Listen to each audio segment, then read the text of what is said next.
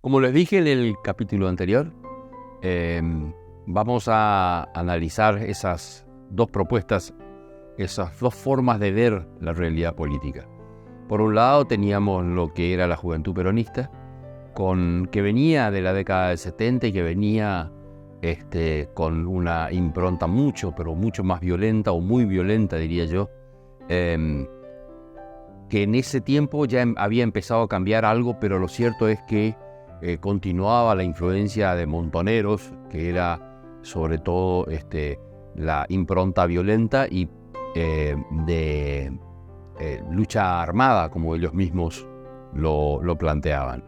Y en el caso de la Unión Cívica Radical o de la Juventud Radical, la propuesta siempre fue somos la vida, somos la paz, que si bien apareció un poco después, durante todo ese tiempo, durante todo el tiempo de la dictadura, no hubo actos de violencia por parte de la Juventud Radical. Al contrario, siempre reivindicando los consensos, los acuerdos y la necesidad de iniciar una lucha en paz por la reconquista de la democracia. Ese año 80 fue un año de muchísima actividad.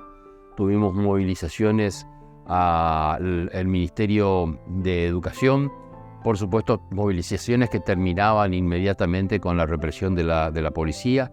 Hubo volanteadas en la facultad, que básicamente era tirar volantes en las escaleras, defendiendo la reforma universitaria, defendiendo la autonomía universitaria, defendiendo la gratuidad de la enseñanza universitaria. Fue un año, como les decía, de mucha actividad. Nos reuníamos calle San José 189. Ese era el local del Movimiento de Renovación y Cambio en la ciudad de Buenos Aires. Y concurríamos a muy pequeños actos donde hablaba el doctor Alfonsín. Luego de esos actos, el doctor Alfonsín nos decía vamos a tomar un café, y nos juntábamos enfrente a la casa de él. Había un café ya a 11, 12 de la noche, después de los actos, pequeños actos, estoy hablando de actos de no más de 50 personas, y en esos cafés se hablaba de política. Por supuesto, yo que era casi un primerizo en ese tiempo, solo escuchaba a este hombre que me parecía un hombre realmente increíble, y que yo estaba convencido, porque eso es lo que ocurría, estaba convencido de que iba a ser el hombre que iba a conquistar la democracia en la Argentina. Mientras tanto, estudiando en la facultad, sobre todo en ciencias políticas, seguíamos estudiando. Recién en el año 83, marzo, abril del 83 me recibí. Pero lo cierto es que ese año 81, después el año 81 fue un año muy importante. ¿Por qué?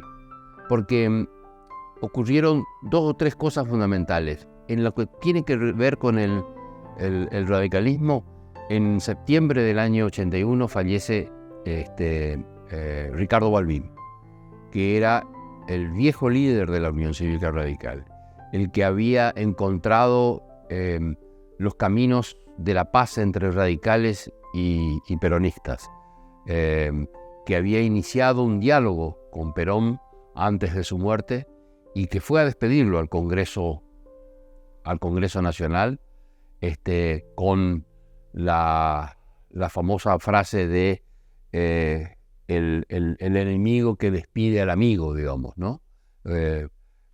Famosa frase teniendo en cuenta de que Ricardo Balbín había estado preso siendo presidente de la bancada de la Unión Cívica Radical en la década del 40. Entonces fue realmente toda una movilización espontánea. Estaba claro que se iniciaba un proceso de decadencia en ese 1981 en el gobierno militar. En primer lugar, la inflación.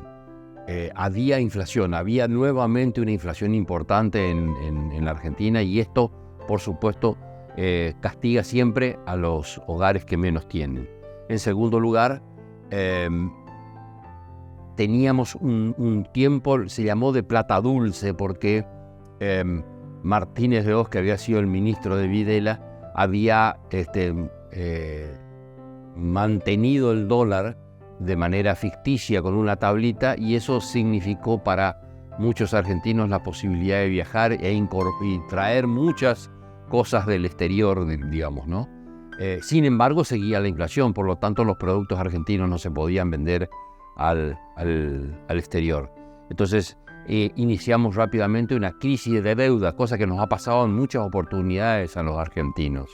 Y tuvimos en 1981 lo que se llamó la crisis de la deuda, con lo que se produce una fenomenal devaluación, y hay un ministro de Economía de la dictadura que dice: el que apuesta al dólar pierde.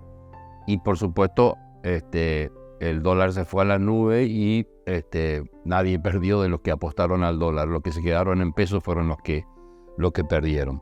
En ese 1981, como les decía, entonces empieza un proceso de decadencia del gobierno militar, que seguramente